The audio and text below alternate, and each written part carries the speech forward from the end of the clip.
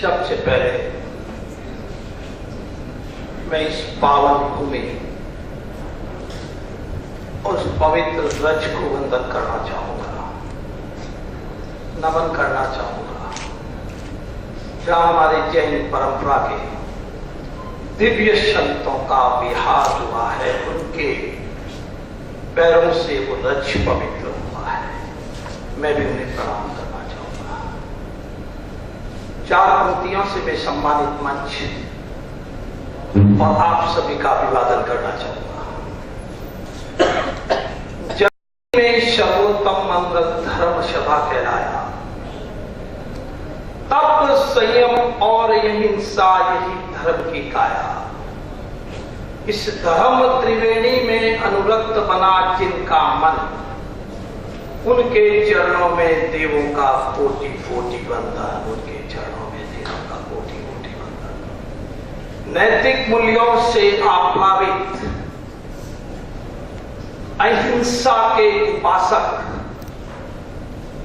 यहां तक कि चींटी को भी देखकर चलने वाले मेरे स्वधर्मी भाइयों, जीतो एपेक्स की तरफ से पुनः मैं आपका स्वागत करता हूं, अभिवादन करता हूं और अभिनंदन करता हूं। आज एक बहुत मंगल और सुप्रभात बेला पर मुझे यह अवसर आपको संबोधित करने का मिल रहा है। इसी के साथ मैं मेरी गुस्ताखी समझूंगा। सामने मंच ने एक दृश्य देखा है। इस मंच पर सम्माननीय मेरे बड़े भाई विश्वाजी जैन मंच पे आए और मैंने वो गुलदस्ता और साल स्वीकार नहीं किया। समय और काल के साथ जिस जीवन तो जीतो अपनी ओजस्विता से आगे आया, पूरे राष्ट्र ने एक मत स्वर से उसे सहमति दी। ठीक इसी प्रकार बंधुओं, भारतीय संस्कृति और इस पवित्र इतिहास ये कहता है अतिथि देवो भाव। लेकिन अतिथि कौन, उसकी बड़ी परिभाषा भी उनमें है। हमारे घर में हमारा स्वागत नहीं किया जाता है, अपनों के बीच में अपना स्वागत नहीं होगा। लेकिन अगर हमें किन्हीं मुख्य अतिथि के रूप में बुलाएंगे, समारोह अध्यक्ष के रूप में बुलाएंगे और अपने भी अगर कोई बहुत श्रेष्ठ दान के लिए आगे आएंगे, अनूठी परंपरा के लिए तो शास्त्रों में मान्यता दी गई है, उनकी अनुमोदना होनी चाहिए। मैं एक समाज का विनम्र कार्य करता हूं और जिस संस्था के लिए मैं स्वयं समर्पित हूं, मेरे मन और आत्मा और तन्मयता से उसका स्वागत करें, थोड़ा सा एम्ब्रेसिंग महसूस होता है। बंधुओं, आप मुझे आज आधा घंटा ज्यादा सुन सकते थे, लेकिन मेरे टाइम को मुझे कटौती मात्र इसीलिए करनी पड़ेगी कि मंच पे सम्मान पे मैं घड़ी पे कड़ी नजर थी। बिल्कुल 27 मिनट इस सम्मान समारोह में गया। निवेदन करना चाहूंगा, आपके दिलों को छूना चाहूंगा कि आगे भी, और आपसे समझ जाता हूं विश्वा जी, माफ करें मुझे, क्योंकि मैंने गोमन जी को बहुत इस सविनय परसों फोन पे भी बहुत निवेदन किया, आज घर पे भी बहुत निवेदन किया। अब इनकी भी देखिए बहुत सरल प्रकृति के हैं, बहुत ही विनम्र व्यक्ति हैं, इनका अपना हट था पंजाब की धरती का, लेकिन मैं मेहमान नहीं हूं। अगर इस मंच के अलावा मैं किसी और मंच पे आता हूं तो निश्चित रूप से मैं मेहमान माना जाऊंगा। तो बंधुओं, मैं ये विनम्र निवेदन आपके चरणों में करता हूं, जिस किसी भी संस्था में है, इस परंपरा जैसी है उसको विकृत परंपरा से बचें और इस कार्य को जहां तक हो सके समय का सदुपयोग करें।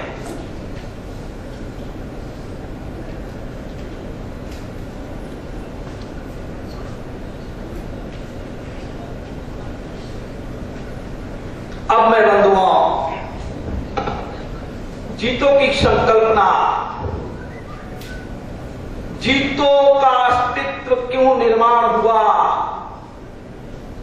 जीतो क्या चाहता है, जीतो के उद्देश्य क्या है, जीतो के क्या परिणाम आएंगे, जीतो से हम लोग क्यों जुड़े, इस विषय की जो आधार भूमि है, जीतो ने कितने कार्य संपन्न किए हैं, वो आपने सम्मानीय मोतीलाल जी के प्रेजेंटेशंस में देख लिए हैं। लेकिन मैं आप लोग क्यों जीतो से जुड़े हैं और जीतों के परिणाम आगे जाकर के क्या आएंगे और देश पे किस प्रकार जैनों के जनमानस को स्पंदित किया है। उनके दिलों में किस प्रकार की एक ऊर्जा का भाव, एक नई प्रभात और एक नई सवेरे ने जन्म लिया है। और क्यों आज पूरे राष्ट्र का स्टार, पूरे राष्ट्र का बड़े से बड़ा उद्योगपति और पूरे जैन समाज के जिस प्रकार के भी अंग साधु महात्माओं से लेकर सभी अंग आज इस जीतों के स्पंदन से क्यों चर्चित हुए और क्यों उनकी आशाएं लगातार बढ़ती जा रही है, उसकी बुनियाद पे संक्षिप्त में प्रकाश, क्योंकि आज समय मेरा कटौती हो चुका है, लेकिन फिर भी आपके दिलों को छूते हुए उस पर्टिकुलर मंगल वेला की तरफ जाना चाहता हूं बंधुओं, कि बंबई में कुछ प्रबुद्ध बंधुओं के द्वारा, जैसे भारत जैन महामंडल भी कह सकता हूं, उन्होंने तीन कि जैनों को अब क्या चाहिए, जो विषम स्थितियां पैदा हो रही थी उस संबंध में संयोजन किया। सहयोग से, सौभाग्य से मैं उन तीनों सम्मेलनों का संयोजक था जिसमें प्रबुद्ध चिंतकों को बुलाया गया था और बुला करके उसमें विचार विमर्श और चिंतन किया गया था कि वर्तमान की जो परिस्थितियां गड़बड़ हो रही है उसमें जैनों को अब क्या करना चाहिए। मैं ये नहीं कहता कि यह केवल भारत जैन महामंडल संस्था ने हमने किया है, और भी पूरे देश में कई स्थानों पर प्रबुद्ध बुद्धिजीवी और चिंतकों ने, जो बिल्कुल तपस्वी समाज सेवी है, जो निस्वार्थ और निष्प्रभ भावना में यकीन करते हैं, उन सबके दिलों में एक दर्द पैदा हो रहा था, एक टीस पैदा हो रही थी, एक अजीब सी कसक पैदा हो रही थी। तो उन सबके चिंतन में से ये बात निकली, बंबई के लोगों में से बात निकली कि आखिर जैनों को एक होना चाहिए, परंतु कैसे होना चाहिए। इसके लिए कोई बंबई वाले उसके अधिकृत नहीं है, केवल बंबई वाला की सोच कभी भी प्रैक्टिकल नहीं हो सकती। जैन समाज में विभिन्न समुदाय हो चुके हैं, विभिन्न संगठन हो चुके हैं, बहुत बुरी तरह से बढ़ चुका है, तो समस्त पूरे देश को टटोलना होगा। तो बंधुओं, इस जीतों का नाम बहुत बाद में आया, ये नामकरण भी बहुत बाद में हुआ, उसके पहले पूरे राष्ट्र के हमारे साथियों ने दौरे किए, मैं भी उसमें शामिल था। हमने वहां जहां, और उसी दौरान में मैं कहना चाहता हूं कि इसी धरती पे भी थोड़ा बाद में आया, लेकिन लुधियाना की धरती पे भी मुझे आने का सुअवसर मिला, और उसी सुअवसर की देन है कि एक बीजारोपण जीतों का उस समय हुआ। सम्मानीय कोमल जी और सम्मानीय ओसवाल जी ने उसी समय सहमति दी थी कि इस प्रकार की विचारना और इस प्रकार का संगठन अगर आगे बढ़ता है, क्योंकि उस समय हमारे सिर्फ 3-4 चैप्टरों की शुरुआत हुई थी, हालांकि वो थोड़ा बाद मैंने काम में ले लिया है, लेकिन बाकी देश के में जहां जहां जैन समाज बहुत बहुतायत में है, उन सब जगहों पे गया, उनके चारों समाज के लोगों के साथ, उद्योगपतियों के साथ, समाज सेवियों के साथ, या समाज के अन्य वर्ग, जैसे कोई प्रोफेशनल है, मीडिया कर्मी है, राजनीतिक कर्मी है, उन सबके बीच में बैठने की कोशिश की और उन सब का मंथन निकालने की कोशिश की। बंधुओं, मैं आपसे कहना चाहता हूं, उन सब मंथन हुआ, उसमें से निष्कर्ष निकले, बहुत सी समीक्षाएं हुई, और उन समीक्षाओं के आधार पर एक नई ऊर्जा, एक नया चैतन्य, एक नई सवेरे की किरण हमारे सामने आई। हम जब पूरे देश में गए, पूरे देश में सबके मन से एक अजीब सी मैं कह रहा हूं ना, पीड़ा झलक हुई कि हमारे समाज की छवि जो है वो मात्र टूट टूट टूट, बिखराव बिखराव और विखंडन की बन चुकी है। समस्त लोग कोई स्थानक से, कोई मंदिर से इतने कट्टरता से बन चुके हैं कि उसमें से भगवान महावीर के अनुयायी शब्द को निकालना ही कठिन हो रहा था। ये पीड़ा इतनी जबरदस्त बुद्धिजीवियों के मन में व्यथित रूप में हो रही थी। और दूसरा कि इस पूरे वातावरण के अंदर एक चीज सब जगह से परिलक्षित हो रही थी। राजस्थान गया, जयपुर में गया, दिल्ली में आया, लक्ष्मी मंदिर सिंघवी साहब ने इंडिया हाउस में मीटिंग बुलाई, समस्त जगह गया, वहां के जितने भी प्रख्यात चाहे राजनीतिक कर्मी थे चाहे उद्योगपति थे, उन लोगों ने मीटिंगें ली और ये जानने की कोशिश की कि होना क्या चाहिए। उस सब में से एक चीज सामने आई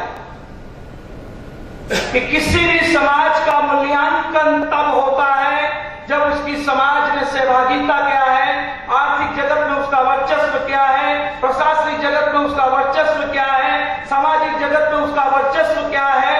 ये सब अगर उसमें उल्लेखनीय उपलब्धि उल्लेखनीय अस्तित्व है तो किसी भी समाज का मूल्यांकन हो, समाज समर्थ है। लेकिन सबकी व्यथा और आंकड़े आने शुरू हुए। उस आंकड़ों में इतना बड़ा दुर्भाग्य लक्षित होने लगा कि अगर वर्तमान स्थिति में कोई कारगर और ठोस कदम नहीं उठाए गए तो ये जैन समाज जो आज छत बना हुआ है पूरे दुनिया के अंदर, सबको लगता है कि देने वाला समाज, कल वो दैनीय और याचक की श्रेणी में नहीं आ जाए। हमने विश्व हिंदुस्तान के पटल पे देखना शुरू किया, बहुजन समाज इकट्ठित हो रहा है, दलित इकट्ठी हो रहे हैं, मीणा इकट्ठे हो रहे हैं, गुजर इकट्ठे हो रहे हैं, जाट इकट्ठे हो रहे हैं, और सब लोग जिन लोगों ने संगठन किया उन्होंने सबने भरपूर फायदा उठाना शुरू कर दिया। लेकिन हमारा जैन इस बार मुख्यमंत्री पृथ्वीराज चौहान की कितनी बड़ी टीस हुई, महावीर जयंती पे उनको छुट्टी घोषित करनी थी। कुछ समय पहले जाते हैं एक पर्टिकुलर पंथ के लोग बोलते हैं हमारी महावीर जयंती इस तारीख को है, हमको ये तारीख की छुट्टी चाहिए। दूसरे दिन वापस कुछ लोगों को लेकर के दूसरा समाज पहुंचता है हमारी महावीर जयंती ये है, हम इस तारीख को छुट्टी चाहते हैं। बंधुओं, ये स्थिति है कि पृथ्वीराज चौहान को कहना पड़ा कि पहले आप लोग निर्णय करो। अल्टीमेट निर्णय नहीं करके बताया जा सका और हुआ वही, उन्होंने अपनी मर्जी से घोषित किया। सेंट्रल गवर्नमेंट की छुट्टी अलग दिन थी और राज्य सरकार की छुट्टी अलग दिन थी। अब कौन से दिन में आदमी काम से फ्री होकर के अब महावीर जयंती मनाएगा? इस तरह की एक बात नहीं बंधुओं, बहुत बात है। लेकिन मैं आपसे कहना चाहता हूं कि राज्य हमारे 4 मुख्यमंत्री हुए, पश्चिमी बंगाल जैसे में हमारे उप मुख्यमंत्री हुए, विधानसभाओं में 37, 25, 38 तक हमारे विधायक हुए। उस समय भी हमारा जनसंख्या का प्रतिशत कोई खास नहीं था, लेकिन जनता हमें चाहती थी, हमारी एकात्मकता थी, हमारी जनता में साख थी। लेकिन हुआ क्या? लगातार स्थितियों में कमजोरी आती की तरफ बढ़ते गए।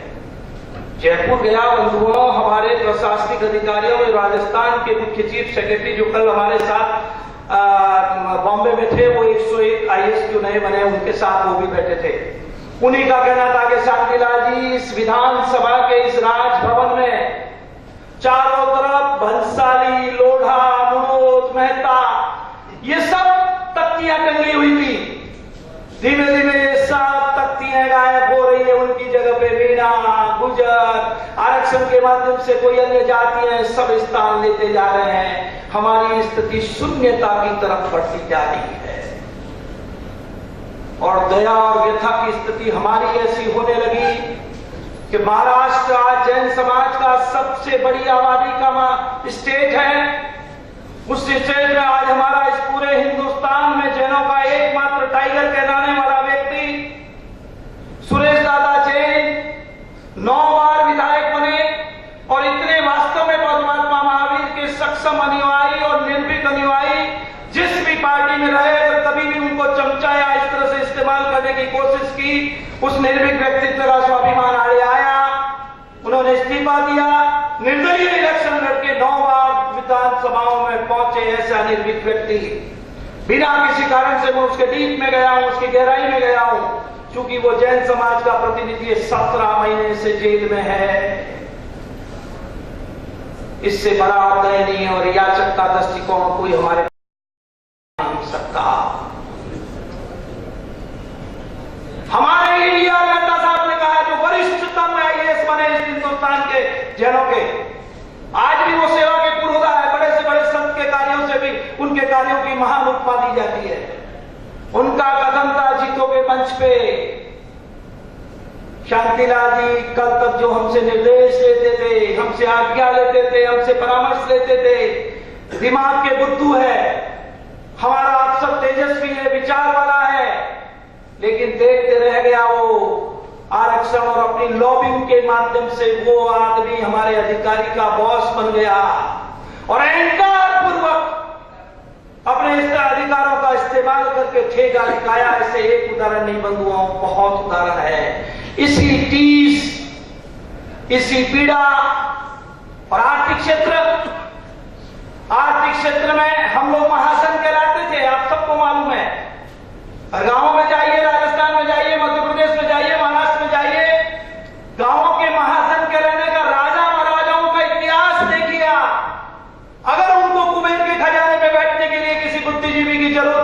कोई धन संभालने वाले कुबेर की जरूरत थी तो उसको जैन समाज में से चयन करके लेके जाता था। ऐसा राजस्थान से चयन करके बंगाल में हुआ है, बिहार में हुआ है, उत्तर प्रदेश में हुआ है, इंदौर में हुआ है कि बड़े से बड़े होलकर जैसे राजा महाराजाओं ने भी कुबेर का खजाना देखने के लिए हमारे इस स्वधर्मी जैन बंधु को चुना। और आज 100 बिलियनियर्स ऑफ इंडिया की लिस्ट में संभवतः मुश्किल से 1 या 2 नाम रह गए। किसका दावा करते हैं आप समृद्धि का? और कल क्या थे? तो बंधुओं, ये टीस, ये व्यथा, ये पीड़ा पूरे देश में थी। और इस पीड़ाओं में से जिसको मतने में सभी बंधुओं ने सहयोग दिया, उसमें से अगर कोई ऊर्जा निकली, उसमें से कोई चैतन्य निकला, उसमें से कोई एक ऐसी विचारधारा पोषित होकर के निकली जो संपूर्ण निरपेक्ष है। उस विचारधारा का मौलिक आधार है कि इस संस्था कभी जो जैनों की टूट है, इसमें मंच पे उस टूट का कभी भी कोई अस्तित्व नहीं रहेगा।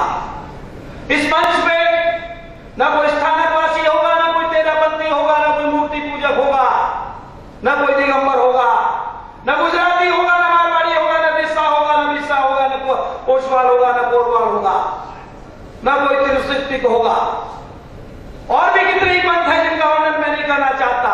इस मंच पे अगर कोई होगा तो वो मात्र भगवान महावीर का अनुयायी होगा। और भगवान महावीर के काल में महावीर नहीं थे किसी के, हमने बांटा है। महावीर कहते थे कि मेरी देशनाओं को जो माने वो महावीर का अनुयायी। उन्होंने कभी नहीं कहा कि इस तरह से बट करके।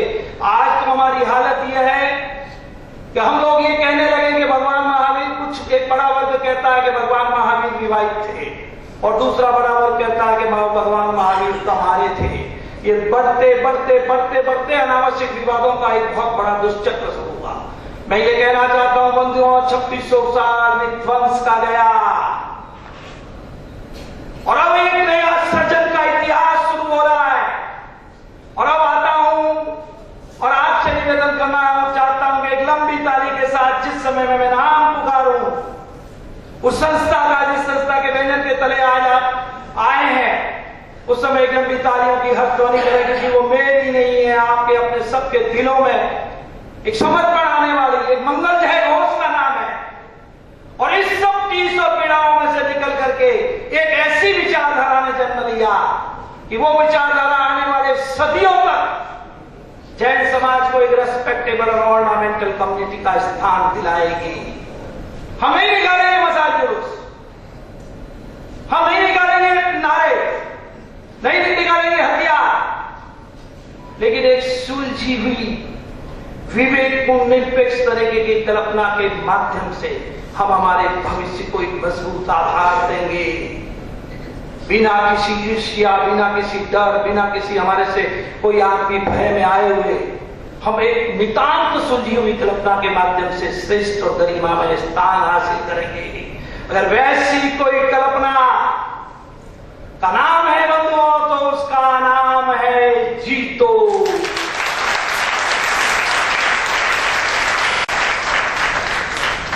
जीतो बंधुओं एक ओजस्वी कल्पना है, एक तेजस्वी परिकल्पना है। समय और काल की आवश्यकता के अनुसार एक जीवंत उद्घोष है, एक चैतन्य संघनाद है। असीम शक्तियों और विराट संभावनाओं का एक नए क्रांति बीज का अंकुरण है, जिसे इस समाज के तमाम उद्योगपतियों, व्यापारियों, समाजसेवियों, तपे हुए समाजसेवियों, वैज्ञानिकों, मीडिया कर्मियों, राजनेताओं और जनसाधारण के कोप से, उनकी विचारधाराओं से जन्म हुआ एक जिसे कहना चाहिए श्रेष्ठ और गरिमामय विचार है, जो आने वाले सदियों तक के लिए जैन समाज को एक सुरक्षा का कवच प्रदान करेगा। तो बंधुओं, मैंने बहुत विस्तार में नहीं गया हूं। इसी विचारधारा को बांटने के लिए आप घंटों इस सभा मंडप में बैठ सकते हैं कि कितने विचार देश में से किस तरीके से निकले और उन विचारों की जन्म दिया। मैं आपके दिलों को बहुत खुश फहमी में कहना चाहता हूं, आज तक जितने भी जनों की संस्थाएं बनी उस पर किसी न किसी का अधिकार हुआ, कोई न कोई सामने दिखाई दिया। ये एकमात्र संस्थाएं ऐसी होगी, बहुत लोग आएंगे, बहुत लोग जाएंगे, लेकिन जीतो किसी की भी पपोती नहीं बनेगा। ये एकमात्र जनों का ऐसा संगठन है जहां व्यक्ति कभी प्रधान नहीं होगा, यहां केवल संगठन प्रधान होगा। आदमी आए, अपना कार्यकाल पूरा कर करके चले जाए। हमारे जैन समाज में बहुत सूचनाओं और नई प्रतिभाएं हैं, वो आएगी और नेतृत्व करेगी। इसके लिए हमने जैसे भारतीय गणतंत्र का संविधान बना है, उसी तरह का एक संविधान बना है। आपके सामने कहना चाहता हूं, इस मंच पे बैठे हुए 3 व्यक्ति, जिसमें आदरणीय सम्मानीय बलदोटा जी, मोतीलाल जी ओसवाल और आपका ये कार्यकर्ता शांतिलाल कवाड़ अगली बार से इस मंच पे नहीं आ सकेगा, क्योंकि हमारे डायरेक्टर, हालांकि मुझे काम करने का 7 साल मौका लगा, क्योंकि मेरी इनिशियल संविधान नहीं बना था, उसके पहले मेरे 4 साल कंप्लीट हो गए थे। संविधान बनने के बाद मेरे 2 डायरेक्टर के कार्यकाल हो गए हैं, और 2 डायरेक्टर के बाद 2 कार्यकाल के बाद इस मंच को सुशोभित कभी नहीं किया जा सकेगा, उसे विदा लेना ही पड़ेगा। यह अवश्यंभावी है, जिससे कोई भी व्यक्ति अपनी विरासत नहीं समझे, कोई भी व्यक्ति इसमें मालिकाना हक नहीं समझे। इस तरह की एक बात नहीं है, मैं 50 बातें आपसे बांटना चाहूंगा। जैन समाज का एक ऐसा अद्भुत दस्तावेज, ऐसा एक पारदर्शी संरचना हुई है। एक भी व्यक्ति कश्मीर से कन्याकुमारी और कच्छ से गुवाहाटी तक तमाम अपने जिसे कहना चाहिए स्थानकों, मंदिरों और अन्य संस्थाओं से बंधे हुए लोग हैं। मैं आपसे भी कहना चाहता हूं, एक भी व्यक्ति उठ करके ये कभी नहीं कह सकता, ऐसा एक भी काला दाग इस संस्था पे कभी नहीं लगा और न लगेगा, क्योंकि अब तो संविधान बन गया। लेकिन उस दिन भी हमारे पूरे देश के लोगों का चिंतन था, हम अपनी आमनाओं को मानते रहे, अपने घर के अंदर उपासना केंद्रों में जाएं, श्रद्धा के साथ समर्पित है अपने अपने गुरु के, अपने अपने मान्यताओं का। लेकिन जीतों के मंच पे हम सिर्फ भगवान महावीर की बात करने के लिए आएंगे। तो बंधुओं, एक भी दाग इस संस्था पे कभी तक लगा नहीं, आगे लग नहीं सकता। एक भी व्यक्ति कश्मीर से कन्याकुमारी और कच्छ से गुवाहाटी का ऐसा नहीं हो सकता, चाहे वो कितनी भी कट्टर विचारधारा का है। लेकिन वो ये नहीं कह सकता कि मैं जीतों में इसलिए नहीं आऊंगा कि वहां ये गड़बड़ है। ऐसा कोई भी बंधु हमने छोड़ा नहीं। तमाम इस रचना में कानून के विशेषज्ञों ने भी भाग लिया। तो बंधुओं, जीतों की संकल्पना के बारे में मैंने आपसे संक्षिप्त में चर्चा की। अब मैं 3-4 छोटी सी घटनाएं बांट करके मेरी बात को विश्राम के इसलिए तरफ लेना चाहूंगा कि ऐसी जब भी पवित्र संकल्पना, बहुत हालांकि 2600 साल में हमारे यहां मौका नहीं आया, और अब जब मौका आया तो कैसे कैसे बंधु इससे जुड़ते जा रहे हैं, किस तरीके से पूरे इस देश का जैन समाज जहां जहां भी हम पहुंचे हैं, उसका एक भी स्टार ऐसा नहीं बचा जो इस छत के नीचे आने में उसने गौरव महसूस नहीं किया। और अब तो आगे की आने वाली कहानी में यह हो जाएगा कि जीतों का मेंबर बनना ही अपने आप में गौरव का विषय बनेगा। और पर्टिकुलर जो बंधु नींव के पत्थर बने हैं, जिन बंधुओं ने सबसे पहले ज्यादा समीक्षाएं ली थी, क्योंकि इस व्यक्ति जी भी सही ढंग से समझ लेता है, उसकी आत्मा में स्वीकार्यता आ जाएगी, उसके दिल में स्वीकारता आ जाएगी, उसे उत्तेजित करेगा कि कितनी जल्दी हो सके मैं इससे जुड़ जाऊं। तो बंधुओं, इस रचना का मैं आपसे कहना चाहता हूं कि मैं जयपुर गया था। जयपुर भी पूरी तरह से विभक्त और अपने अपने संप्रदायों में बंधा हुआ स्थान है। कुछ लोग मेंबर बने। अब एक बार हमारी जब आदरणीय सम्मानीय बलदोटा जी और सब साथ में थे, सब लोगों का एक इशारा था कि शांतिलाल जी, अब ये जो सेकंड मीटिंग जीतों की होने वाली है, इसमें ये जो राजेंद्र बर्डिया, वहां के सबसे बड़े बिल्डर, बहुत बड़े उद्योगपति, उनका भाई थोड़ा समाज सेवा में, तो बोले ये समाज सेवा में आते नहीं है, लेकिन इनकी बुद्धिजीविता का कायल है जयपुर। अगर ये व्यक्ति किसी भी तरीके से उद्योगपति तो है, लेकिन अगर ये आपके जीतों में आ जाते हैं हमारे पूरे जयपुरवासियों को एक अजीब सी ताकत और संबल मिलेगा। बंधुओं, ठीक आप ही की तरह 45 मिनट वो हमारी उस सभा में थे। 45 मिनट का मेरा उद्बोधन भी हुआ, अन्य बंधुओं का भी उद्बोधन हुआ। उस उद्बोधन के बाद मैं महसूस करता हूं कि वो आदमी उद्योगपति था। आज तक उसके गले नहीं उतरी, इसलिए वो मेंबर किसी संस्था का नहीं बना। तमाम आग्रह और मन के बाद, लेकिन जैसे ही उनके गले उतर गया, सबसे पहले वो बीच में बैठे थे, उनका हाथ खड़ा हुआ, मुझे एफसीपी बनना है। बात ही मेरी खत्म नहीं हुई, बनाने का आह्वान नहीं किया मैंने, उसके पहले उन्होंने कह दिया मुझे एफसीपी बनना है। ठीक इसी तरह की एक अद्भुत घटना आज से सिर्फ 1.5 महीने पहले भीलवाड़ा में घटी। जब हम भीलवाड़ा पहुंचे, भीलवाड़ा में एक 900,000 लोगों का दिगंबर समुदाय का एक बहुत ही स्टांच ग्रुप है। नहीं मिलता श्वेतांबर के साथ, बिल्कुल नहीं मिलता। और उसमें जो एक उद्योगपति है, वो उद्योगपति बहुत ही श्रेष्ठ है। उनके 30,000 डीलर है पूरे हिंदुस्तान में। अब हमारे श्वेतांबर बंधु तो कुछ जैसे आज हमारे भाई साहब कोमल जी तो खैर मेरे से जीतों की संकल्पना के थोड़ा सा बात जुड़ गए थे जब मैं यहाँ लुधियाना आया था, लेकिन इस व्यक्तित्व की एक बहुत अनोखा पहलू है, सदैव विनम्र और शालीन रह करके किसी भी की समीक्षा को बड़ी संजीदगी के साथ करते हैं। इन्होंने 10 बार बोला, जब भी मुझे मिले शांतिलाल जी लुधियाना आइए, लुधियाना के अंदर मैं कोशिश करता हूं जीतो बनाने की, आप कोशिश करिए और निश्चित रूप से आपको आना है। कुछ ऐसा ही विषय निकला होगा, अन्य संस्थाओं में बिजनेस रही, जीतों के भी अन्य कार्यक्रमों में भी बहुत समय चला गया, मैं यहाँ नहीं पहुंच पाया, ये मेरा दुर्भाग्य है। लेकिन बंधुओं, भीलवाड़ा की घटना का मैं उल्लेख करना चाहता हूं, आपके दिलों को भी झकझोर देगी कि सन 47 से लगा करके आज तक का इतिहास वहां का एक आदमी को मालूम है कि किसी भी तरीके से दिगंबर और श्वेतांबर के कोई भी समारोह को शामिल नहीं किया जा सका। तमाम कोशिशों के बावजूद वो एक ऐसा उद्योगपति कि उसे सामाजिक समारोह में भी बुलाना संभव नहीं था। हमारे भीलवाड़ा वासियों ने जो अग्रणी थे, जैसे आज कोमल जी, उन्होंने कहा शांतिलाल जी एक काम करिए, हमारी टी-शर्ट हम उनके कार्यालय में जाके आ गए, घर भी जाके आ गए, अलग अलग ग्रुप को लेकर के गए। अब उन्होंने केवल इतनी सी बात कह दी है कि मैं समारोह में तो आ जाऊंगा, इतना वो मानने से उन्होंने इनकार कर दिया है। अगर आज इस चित्त और कल्पना में वो ओज है, अगर वो तेजस्वी है, तो हमारी आपसे विनती है कि आप अगर इस समारोह में अगर प्रकाश छाबड़ा अगर हमारे साथ आ गए, तो निश्चित रूप से यशस्वी पताका लहराएगी इस भीलवाड़ा में और आने वाली पीढ़ियों के लिए जैन संस्कारों में एक नया रोमांच पैदा हो जाएगा। गली गली में ये चर्चा पहुंच जाएगी और जैनत्व की एकता की धुन बजनी शुरू हो जाएगी। इतनी टीस मैंने जब देखी, मैं आपसे सच कहता हूं, मैंने भी मेरा स्पीच भीलवाड़ा का संभवतः हाईएस्ट गरिमापूर्ण देने की कोशिश की।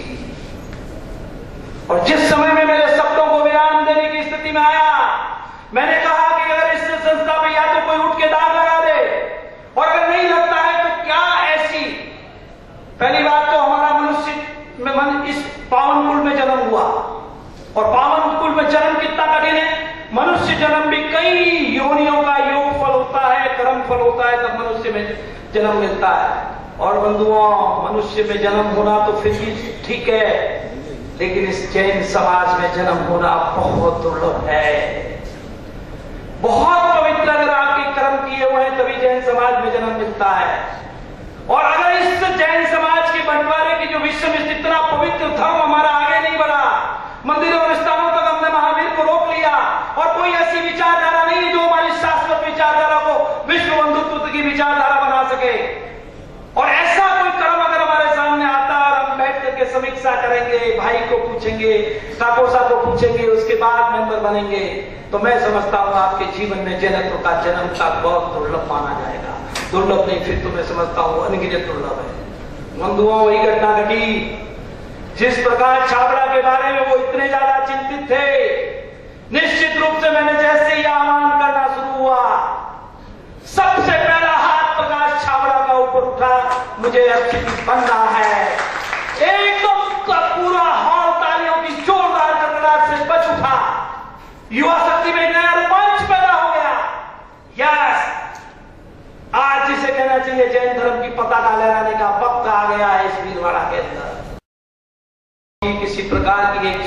घटना आज कोमल जी के घर पे भी घटी। कोमल जी, हम लोग जब प्लेन से उतर करके कोमल जी के घर के अंदर आए, परसों कोमल जी से बात हुई। कोमल जी ने कहा समाज रत्न हीरालाल जैन मेंबर नहीं बने हैं। हमने प्रयास किया है लेकिन वो हमारे साथ नहीं आए हैं।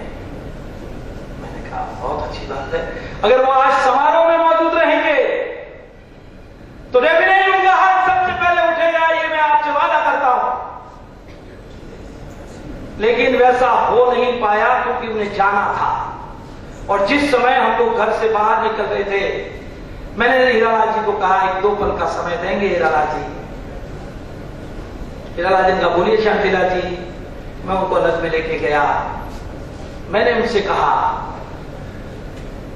कि कोई भी क्षेत्र ऐसा नहीं है कि जहां तपस्या किए हुए उद्योगपति और व्यापारी बंधु इस मंच पे नहीं आया है। और ऐसी पवित्र विचारणा बहुत वर्षों बाद नए सृजन के रूप में आपके सामने आई है और आपका इसे आशीर्वाद नहीं मिलेगा, मुझे ये समझ में नहीं बैठता है हीरालाल जी। आप प्रबुद्ध बुद्धिजीवी और तेजस्वी वाणी के प्रवक्ता है, ओज है आप में। भगवान महावीर भी इतना अच्छा बोलते हैं। आपने तो महावीर हमारे जीतो के बारे में बहुत कुछ सुन लिया है। या तो आप ये कह दीजिए कि जीतो में ये दोष है, और अगर नहीं कहते तो मैं तो आपको नहीं कहता मैं पर बनने का, लेकिन आपको अपनी स्वीकृति कोमल जी को देनी चाहिए। तो तुरंत मेरे पास से हटे और हट करके सीधे भाई साहब कोमल जी के पास आए और आकर के कहा कोमल जी, बिहाई जी शायद आपस में रिश्तेदार भी है, बिहाई जी चूंकि मेरी तो 65 साल की उम्र है, 65 या 70 साल की, और ये इतने बड़े बड़े सोजे आज पैर में आए हुए थे उनके। अब जी तो एक तेजस्व से भागती हुई संस्था है, कर्म इसमें चाहिएगा। मेंबर आज लिए आए हैं, आज आपकी कोई भी टीम को आपने दायित्व दिया है, लेकिन एक कार्यकाल के बाद वो टीम नहीं रहेगी। एक कार्यकाल अगर उन्होंने काम किया तो दूसरा कार्यकाल आप दे सकते हैं, और दूसरा कार्यकाल के बाद आने का चांस नहीं। तो बोले ऐसी संस्था में मुझे ला करके आप नहीं करोगे, लेकिन मेरे सुपुत्र का नाम कोमल जी लिख देना। वहीं पे परमिशन दी और इसी के साथ एक और नाम की परमिशन दी कि ये भी नाम आप मैं कहता हूं लिख दो। बंधुओं, जीतों के मंच पे एक और घटना घटी। मुस्लिम समीक्षक मुजफ्फर हुसैन एक ऐसा इस धरती का व्यक्ति हुआ है कि जिसे राष्ट्रपति ने पद्मश्री दिया और सैकड़ों पुरस्कार मिले। और उस पुरस्कार प्राप्त को किसके लिए मिले कि कुरान की समीक्षा करते हुए उन्होंने कहा है कि मांसाहार अवैध है। कुरान ने उसे सही साबित कर दिया उसने कि जिस तरह से भारतीय सनातन परंपरा का, चाहे बौद्ध है, चाहे हिंदू है, चाहे जैन है, अगर वो मांसाहार को गलत मानता है तो उसी परंपरा में ये कुरान भी यही कहती है कि मांसाहार करना अवैध है। उनको राष्ट्रपति पुरस्कार मिला और भी कई पुरस्कार मिले, पद्मश्री मिला इस पर्टिकुलर तथ्यों के अन्वेषण पर। अब ठीक है, मुस्लिम समाज उसे कब मानेगा मैं नहीं कहता। ऐसे लोगों का प्रचार भी आज नहीं पड़ता, क्रांति आज होती है, परिणाम बाद में आएंगे। लेकिन वो शख्स जब जीतों के मंच पे आया, उस दिन सहयोग से मैं अकेला वक्ता था, हमारे साथ 3-4 वक्ता नहीं थे। 1.5-2 घंटा तक सुना उन्होंने मुझे। सुनने के बाद जब वो मुख्य अतिथि थे, मुख्य अतिथि लास्ट में आता है, माइक पे आया, आकर के कहता है शांतिलाल जी अभिभूत हो गया, सम्मोहित हो गया, तो सिर्फ जीतने के लिए बना है। और मैं तो कहता हूं कि आज जिस ढंग से हमने आपको सुना है, अगर ये संस्कारी और प्रतिभावान लोग अगर इस तरीके से एकत्र होकर के अपना जयघोष करेंगे तो मानवता का कल्याण इसी में है। और मैं मेरे पैगंबर मोहम्मद साहब से प्रार्थना करता हूं कि इस जीतों को अपराजय और कालजयी संस्था का स्वरूप प्रदान करें। ऐसी और घटनाएं सुनेंगे आप, मंत्रमुग्ध सुनते रह जाएंगे। ऐसी घटनाएं जीतों के मंच पे कौन कौन से मुख्यमंत्रियों ने किस तरीके से बोली है। लेकिन बंधुओं, इस विषय को भी मैं छोड़ देता हूं। समय की सीमा, सिर्फ 3 मिनट के अंदर मेरी बात को समाप्त करते हुए आ जाऊंगा। लेकिन एक बात मैं आपसे कहना चाहता हूं बंधुओं, राजनीति में हम सिर्फ 1% है, हमारा संरक्षण होना असंभव है। हालांकि जीतो कोशिश कर रहा है कि किस तरीके से यहूदी 1% होकर के भी सीनेट के 21% अमेरिकन स्थानों पर कब्जा करके बैठे हैं। लेकिन भारत में विभिन्न भाषा, विभिन्न जातीयता, विभिन्न आरक्षण, विभिन्न बंटवारा, विभिन्न शिक्षितता, विभिन्न अन्य तरह के कई वाद होने के कारण ऐसा संभव नहीं है कि अपनी प्रबुद्ध चेतनाओं के माध्यम से हम भारत की लोकसभा में वांछित संख्या में पहुंच जाए। फिर भी कुछ रास्ते निकाले हैं जीतू ने, कुछ दर्शन निकाला है, कुछ सोच निकाली है कि हम उपयोगी संख्या में भारतीय राजनीति में भी असरदार भूमिका कैसे निभाएं। लेकिन वो काम होने में बहुत लंबा समय लगेगा। लेकिन उसके पहले भी हम लोग शून्यता की तरफ नहीं जाए, हमें संरक्षण चाहिए। और वो संरक्षण देने के लिए राजनेता अगर हमें उपलब्ध नहीं है तो प्रशासनिक अधिकारी के रूप में हम अपने प्रतिभावान बंधुओं को लाना चाहते हैं। राजा की तरफ बढ़ा करके जिसके मन में कल्पना है, प्रतिभा है, चैतन्य है, बुद्धि है, वो आए जीतों के मंच पे। हम बिल्कुल महाराजा के बेटे की तरह निःशुल्क बढ़ा करके उस स्थान पे पहुंचेंगे जिस स्थान पे वो 30 साल तक हिंदुस्तान की जनता पे राज करेगा। और उस प्रशासनिक आकाश को भरने की हमारी तैयारी हो चुकी है, बिल्कुल बच चुका है। 101 IAS, IPS और उस तरह की UPSC परीक्षाओं के बंधु बन चुके हैं। वो अपने अपने पदों पे, कोई कमिश्नर बन गया है, कोई SDM बन गया, कोई कलेक्टर बन गया। इस तरीके से ये संख्या जारी है और अब तक इसमें परिपक्वता लाने की कोशिश हो रही थी, मैच्योरिटी लाने की कि कैसे हॉस्टल बनेंगे, कैसे क्या हुआ। और बंधुओं, अब ये व्यवस्था फास्ट दौड़ेगी। आने वाला दिन ये प्रशासनिक आकाश जैन बंधुओं से भरा होगा। ये याचक की नजरें नीची कर दीजिए, फिर आ जाइए इस भूमिका में। कुछ वर्षों के बाद हमारी पीढ़ी फिर समर्थता की तरफ जाएगी। लेकिन हम इससे भी नहीं। आदरणीय सम्मानीय मोतीलाल जी ने बहुत विस्तार से प्रकाश डाला शिक्षा। हम शिक्षा के हर बिंदु को छूना चाहते हैं। हमारे ये 14 हॉस्टल, एक दिन की ऐसी घटना हिंदुस्तान के किसी मंच पे नहीं हुई जब 15 मिनट में बिना भाई को पूछे, बिना बहन को पूछे, बिना पिताजी को पूछे, बिना अपने पुत्र को पूछे, कोई भी व्यक्ति ने 15 मिनट का ये मंगल आह्वान हुआ हमारे साथियों के द्वारा। मैं स्वयं मंच पे और माइक पे था। 15 मिनट में जब हमने कहा कि हमें IAS बनाने के लिए इस मंगलकारी योजना का श्रीगणेश करना है, अब निवेदन करता हूं कि बंधु आप आए और इसे आशीर्वाद प्रदान करें। किसी ने कहीं नहीं पूछा।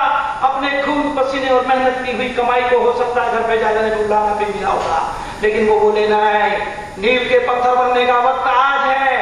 इस तरीके से उंगलियां उठी। 50 करोड़ का लक्ष्य लेकर के माइक पे गए थे।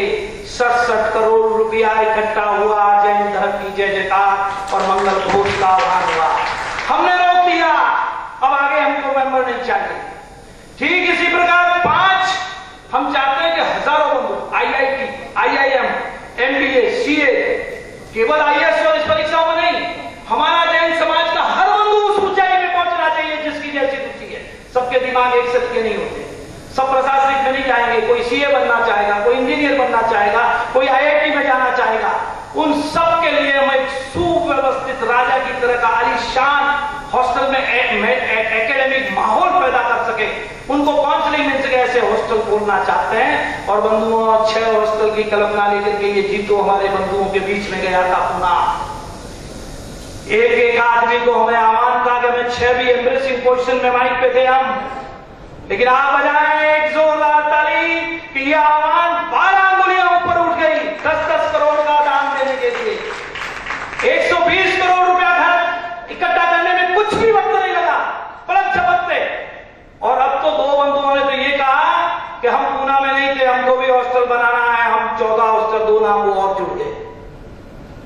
मैं आपसे आज बहुत विनम्रता से अनुरोध और प्रार्थना करना चाहता हूं आपके चरणों में। जैन समाज की इस पावन परंपरा, हमारी पीढ़ियों ने इसमें जन्म लिया है, हमारे बच्चे इसमें जन्म लेंगे।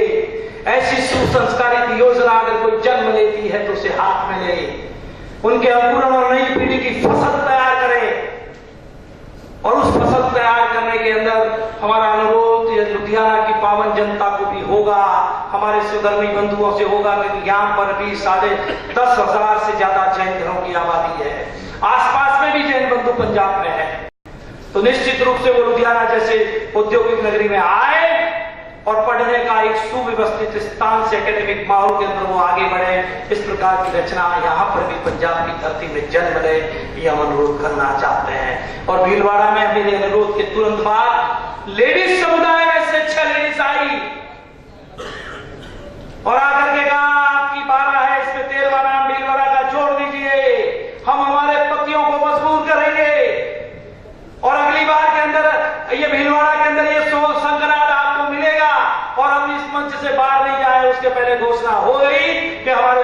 एक्सेप्ट कर लिया है जीतो ने, सबने मिलकर के कि यहां पर भी एक हॉस्टल खुलेगा। तो बंधुओं, अब इन बातों को मैं बहुत ज्यादा आगे नहीं ले जाना चाहता, लेकिन हमारी परंपरा है कि जो बंधु ऐसे अच्छे समय में अपनी खून मेहनत और पसीने का पैसा प्रथम पंक्ति में आकर उसके एफसीपी बनकर, देखिए एफसीपी बनना एक बहुत गौरव का विषय है। 10-10 हजार 15-15 हजार करोड़ के अमीरों का एक ऐसा ग्रुप जिसने जैन कुल में जन्म लिया है, चाहे वो विश्व के किसी भी कोने में है। देखिए वो लगभग एफसीपी बन चुके हैं, जो नहीं बने हैं वो बन जाएंगे जैसे जैसे हम जाएंगे। और उनके जब एफसीपीओं के अलग अलग सम्मेलन होते हैं, आज सच कहा किसी बंधु ने मेरे से पहले पूर्व वक्ता ने कि मोतीलाल जी से मेरे ख्याल से अपॉइंटमेंट लेने में 10 से 15 दिन तो लगना बहुत मामूली बात है, उसके बाद भी पहुंचना संभव होगा कि नहीं। आदरणीय बलदौटा जी के बारे में कहना चाहता हूं, अगर ये लिस्टेड करा दे अपनी कंपनी को तो संभवतः इस 20 की हिंदुस्तान की अरबपतियों की लिस्ट में वो कंपनी आएगा। और ऐसे समान धर्मी व्यक्ति क्या बोलते हैं बलदौटा जी, आज कुछ कम बोल पाए। मुझे मालूम है, मैं इनका जिस समय में जीतो की संस्थापना के बिल्कुल नींव के पत्थरों में से है, लेकिन धीमे धीमे बलदौटा जी इतने निखरेंगे और इस व्यवस्था के प्रति इतने समर्पित हो जाएंगे, मैंने कभी कल्पना नहीं की थी कि इतना बड़ा उद्योगपति इस तरीके से समर्पित होगा। उनका कथन बंधुओं आपके साथ शेयर करता हूं। वो सामने बैठे हैं, बोलते हैं जीतो के लिए 24 आवर्स 365 दिन कभी भी कोई मुझे पुकारे और कोई भी काम के लिए कहे, अगर वो जीतो का काम है, जीतो के बंधु का काम है, आई एम ऑलवेज रेडी। ये कौन कहता है? परंपरा कहती है। संस्कारों के प्रति समर्पण आया। इतने बड़े बुद्धिजीवी है, इनको कोई भी बात नहीं बना सकता। अगर इनके गले नहीं उतरी तो जीवन में इनको सहमत करने की कोई साथ जुटा नहीं सकता। आप लोग इनको विनम्र के रूप में देखता है, मैं इनको लोह पुरुष के रूप में देखता हूं, शक्ति स्तंभ के रूप में देखता हूं। बंधुओं, तो अब बारी है आपके पास इस पावन संस्कारों में और पावन प्रेरणा में सबसे पहले नींव के पत्थर। देखिए आज जो भी बनेंगे वो नींव के पत्थर कहलाएंगे, कल से जो बनेंगे वो इनके बनने वाले लोगों के साथ सहयोग देने वाले कहलाएंगे। लेकिन याद आने वाला वंशज कि कौन व्यक्ति है जो जीतो को इस जगह पे लेके आए थे, कौन व्यक्ति है जिन्होंने नींव के पत्थर बने थे। लक्ष्मी का भाग्य हमेशा दान देने से खिलता है बंधुओं। जो आपके पास है वो आपका नहीं है। ऐसी पवित्र परंपराओं में जो दे दिया जाता है वही आपका है।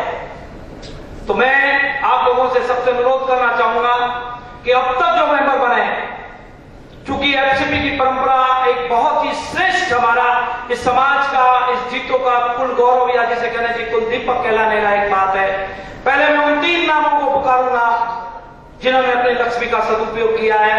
आपसे निवेदन है, सिर्फ 3 मिनट का टाइम लेंगे हम पूरी इस प्रक्रिया को पूरा करने में। आपसे एक दिल को छूते हुए अनुरोध करना चाहूंगा कि जैन समाज में जो करता है वो वंदनीय है, जो कराता है वो अनुमोदनीय है, और जो बंधु अनुमोदना करने के लिए उत्साह जगाते हैं, माहौल पैदा करते हैं, वो सब के सब अनुमोदनीय है। एक भी व्यक्ति अपने हाथों में कंजूसी नहीं करे।